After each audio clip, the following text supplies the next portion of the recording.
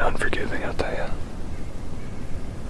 Unforgiving is the word that I would use to describe my 2022 season. It's been a rough 3-4 months here. Started back in September 1st. Let's go all the way back to last February, where I thought I caught a break. I ended up getting an interview with Hunting Public guys last February. After 4 years of applying, they offered me an interview. Ended up having an interview with Aaron from Hunting Public, and after the interview I didn't have a good feeling about it, and a month later they got back to me and told me they went a different direction and chose a couple different guys. Not getting picked was pretty upsetting, and I wanted to prove to myself and to them that they picked the wrong guy. Bow season for me started back in September 1st. Chris and I drew tags in Wyoming, and that was going to be almost a for sure thing. We thought to come back with a 130, 140 inch Wyoming buck. So we got out to Wyoming, high hopes, and we got there, and Mike, our guide, told us that it's the worst he's seen in 20 years. Mike wasn't seeing the deer numbers that he usually sees over the past 20 years. He said it's the worst that since he's owned the place, which is 20 years. But there were still some bucks around, and we were the only ones hunting there, and it was 8,000 acres of well-managed land. First couple days were rough for us. Passed up a couple 110 inchers. Didn't see many deer like we thought going into the hunt.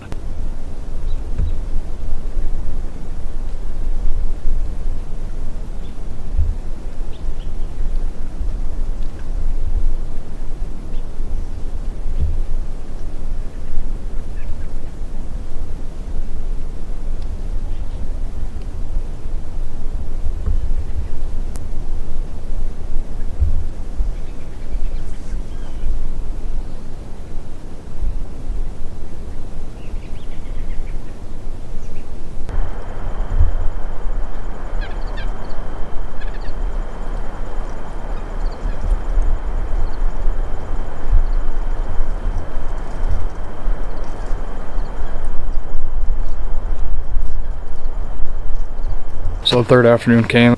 I was sitting in the pop-up that had a couple good bucks on it. One big 10-pointer that got me really pumped up. Sat there for 5 hours. It was 95 degrees that day. Seen one spike horn. So as you would think, our confidence was really low.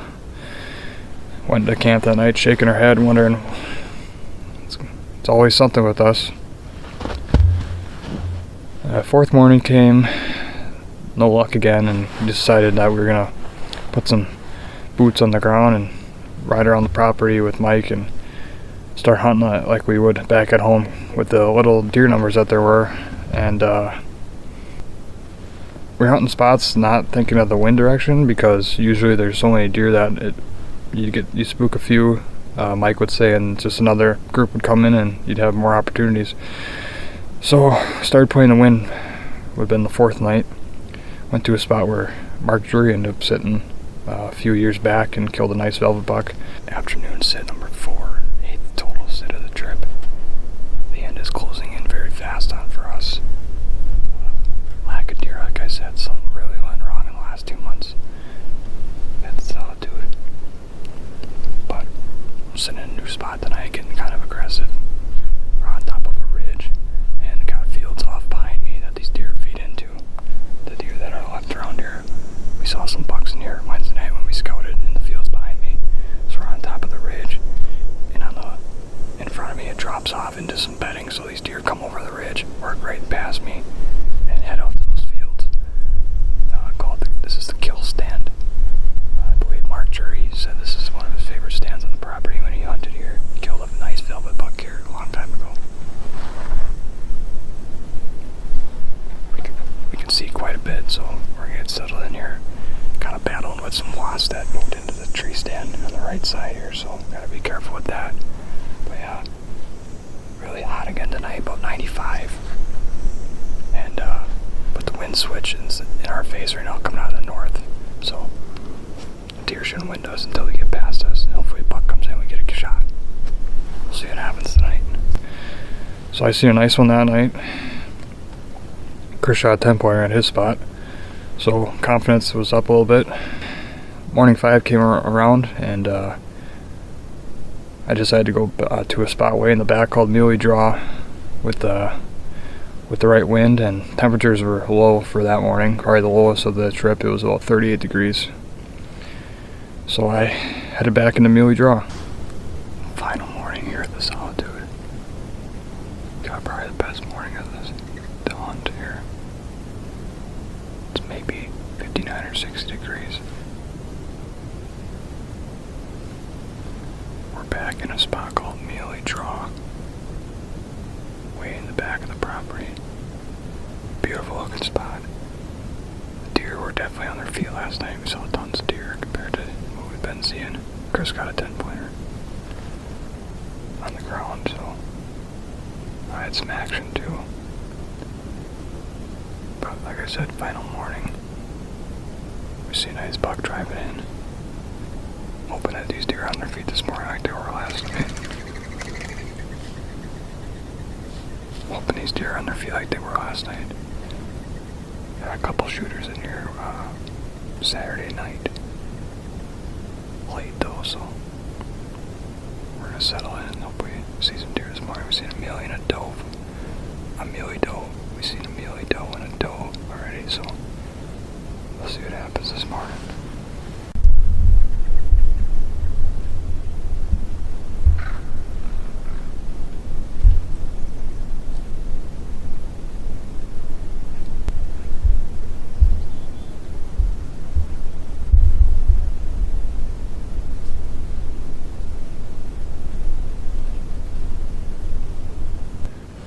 So I had a spike horn monkeying around in front of me for a while, and then he worked off to my right, down in the ravine. And about 5 minutes later, I started hearing footsteps coming up the ravine again. I thought maybe the spike horn was coming back. And turned my head, and there he was, one of the shooters that was on camera.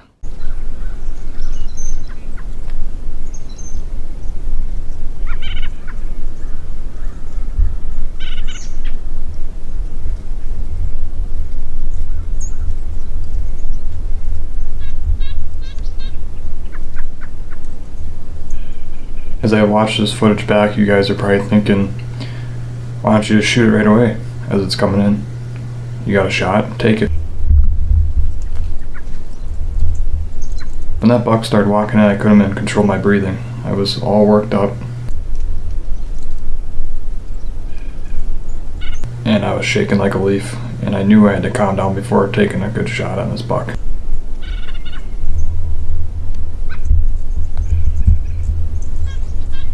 And I figured that he's up this late in the morning, he's gonna get a drink and then he's gonna head to his bed. So he's gonna head to the water hole. He was pretty cautious coming in. There was no wind at the time, so my thermals were kind of dropping and going up and down as the sun was coming up. And I knew he was gonna get a drink of water before he bedded, so I let him work into the water hole and took my time.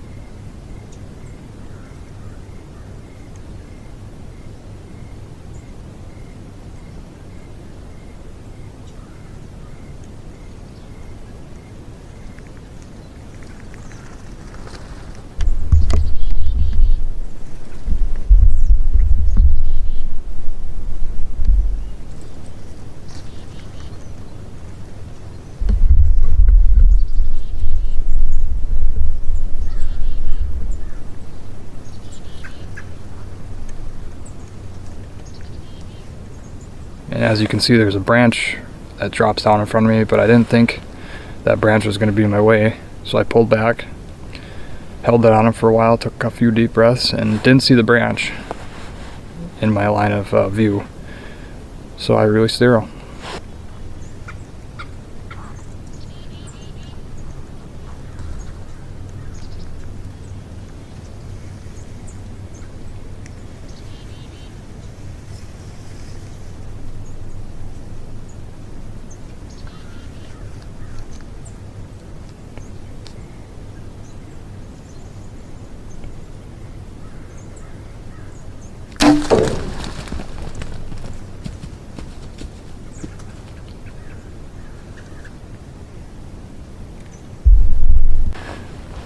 You know, they say it's a game of inches.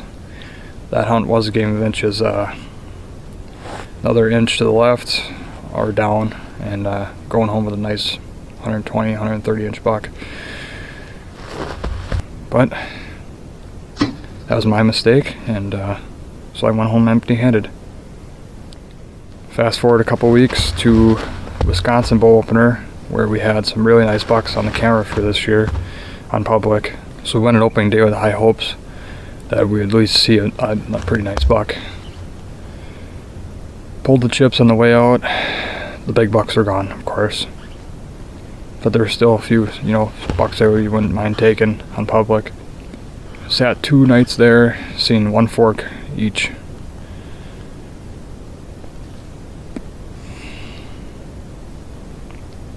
Fast forward to opening weekend in Michigan.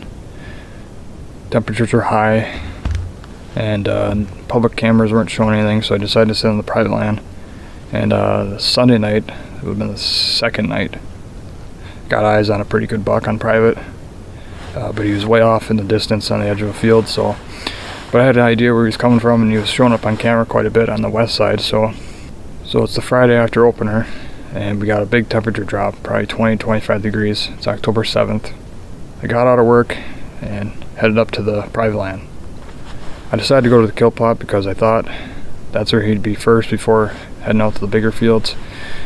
And he was on the camera throughout August and September on there. So I thought he was working west to east on the property. So I headed there.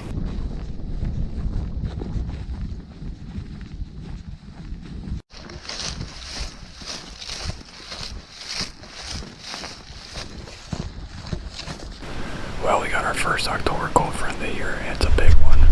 We're talking about 20-some degree temperature drop from Wednesday night to today. It's Friday, October 7th.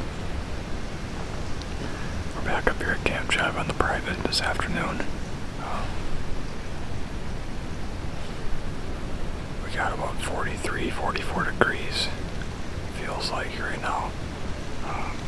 Northwest wind, perfect for this spot. We're in the kill plot, where there's been some bucks here in late September. Checking this food plot out. Should see some deer tonight coming through this kill plot and browsing a little bit before they head out to the bigger fields. Decided to sit here because it's kind of secluded, and I think these deer are going to be using this before, at least the buck is, I think.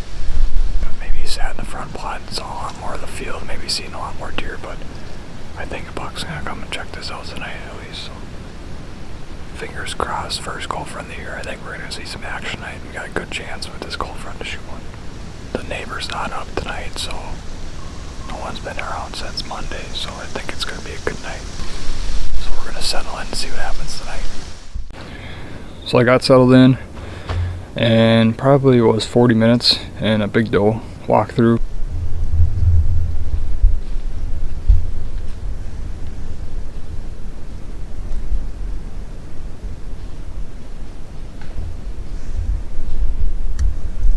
And then about 10 minutes later, there was a rack coming through the woods, heading to the kill plot.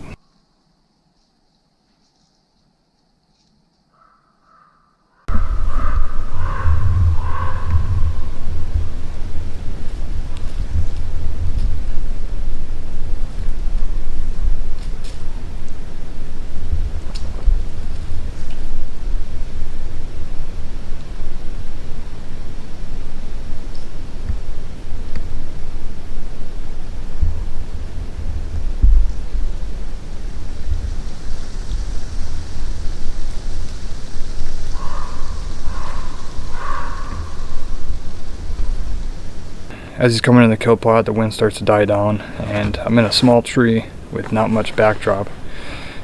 So I knew it was going to be hard if I wasn't ready to get a shot off. So he came in and he was kind of looking at me a couple times.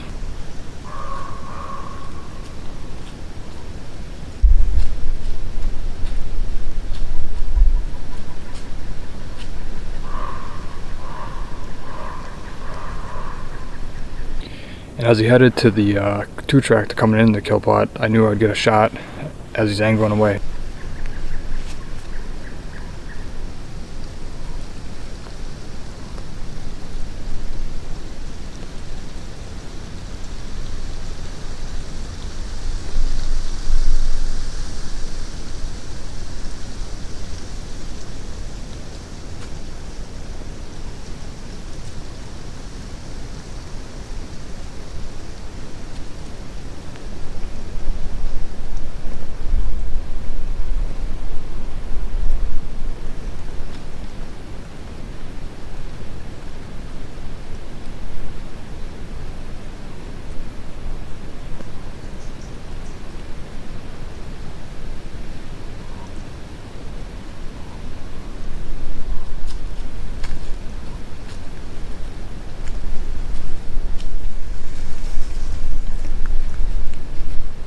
Meh.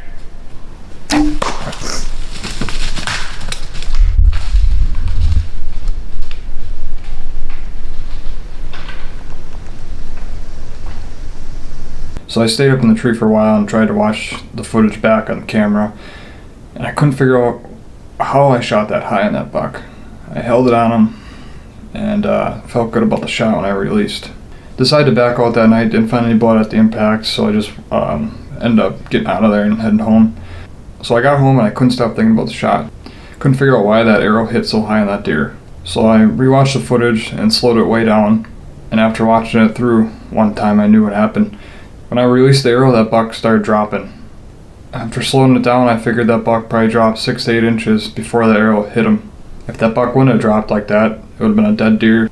I searched and searched for about 4 hours, found a part of my arrow, found 2 specks of blood before the arrow popped out, and then there was absolutely nothing. I went every other direction possible and could not find any beds, any tracks, any blood, nothing. Only being 22 yards, I didn't think a buck could drop that fast, that much. But my luck, it did. So I'm at an all-time low. Went to Wyoming and messed up. Now I'm in Michigan and I wounded a buck. But I knew the right thing to do was get back out there, because stuff like that happens. It's bow hunting.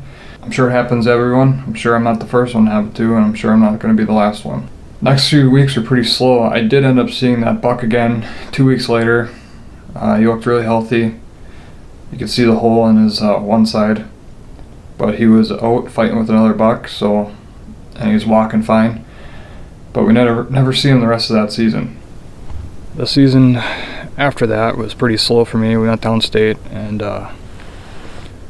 first 2 sits are pretty good downstate. Marked a spot on the map like I did the year before, and I went and sat it the first night. Had 2 nice bucks come in, right where they're supposed to be. But we are downstate for our second annual Lower Peninsula weekend. So I decided to do what I did last year and kind of put some boots on the ground and had some spots marked on the map to look at this year. About 1.5 miles away from camp. Took the bike and went down the road. I got a private land field about 200 yards over my shoulder here. And on the map, this kind of is a little secluded little field here. Got a scrape about 25 yards away from me. That's pretty fresh. Got, I think, good bedding out in front of me. Kind of some popples and thick stuff. And then there's a ridge kind of in front to the right that drops down into that field. So try it tomorrow too if we don't get one tonight. I think this is a pretty good morning spot. We'll transition here from field to bedding. So yeah, we're on some scrape, so hopefully we see some action tonight. Made a lot of noise getting this stand up here to wiggle up in this pine. Should have picked a different tree, but kind of wanted to be in this edge of this field next to this scrape, so we're gonna settle in and hopefully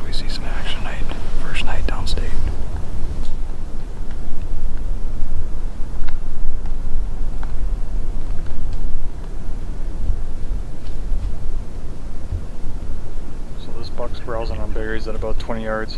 And now it's just a waiting game to see if he makes out in the opening before dark.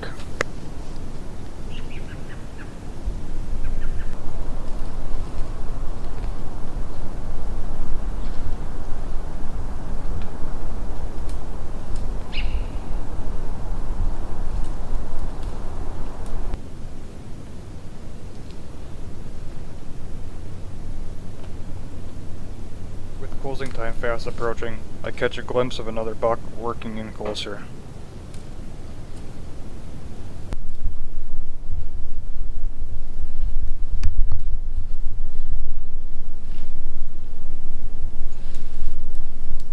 So I wasn't being too picky down there. Any buck that really got me excited, I was going to take a shot at.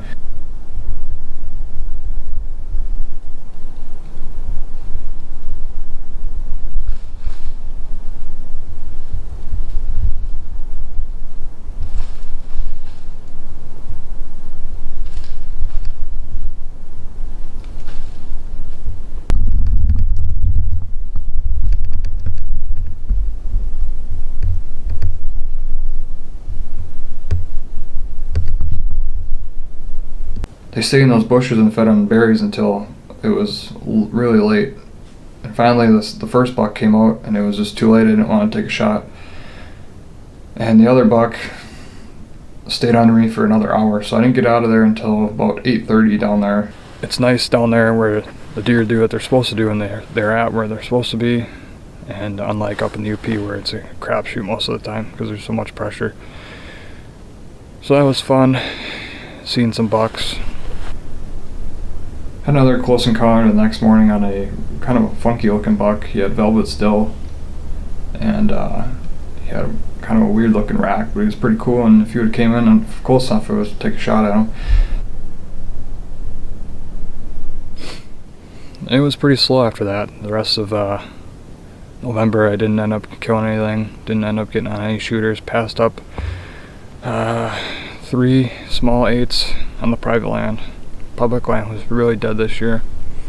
So I didn't get a buck in Michigan. Pretty frustrating for the amount of time I put in. Had over 50 sits, 40 some with the bow, and 4 muzzleloader sits, but was just mainly hunting does with the muzzleloader. If I really wanted to, I probably could have sat over some bait on public or private and shot a buck, but that's not what I wanted to do this year again. I've been hunting without bait the last 2 years with the bow.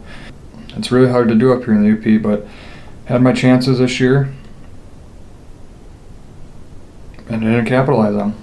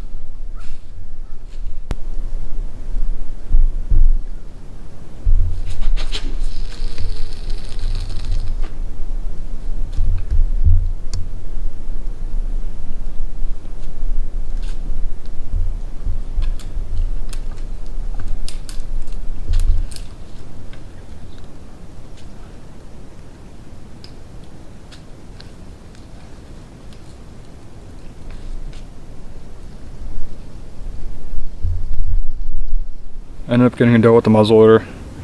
We had really cold weather around Christmas and it warmed up, so I got out and bow hunted a few times at some new locations.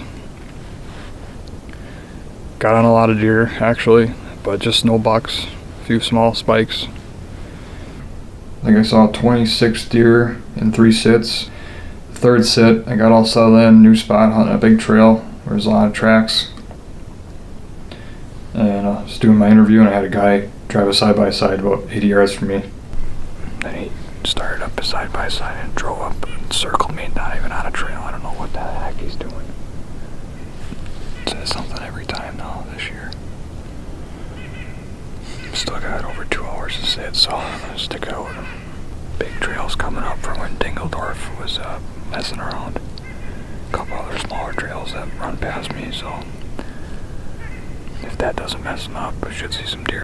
It's January 7th, and I'm back on a new piece of public up in the UP where I want to check out before we got too much snow.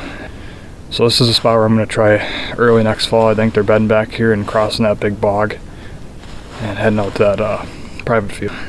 I might go back out in Wisconsin if the weather stays good.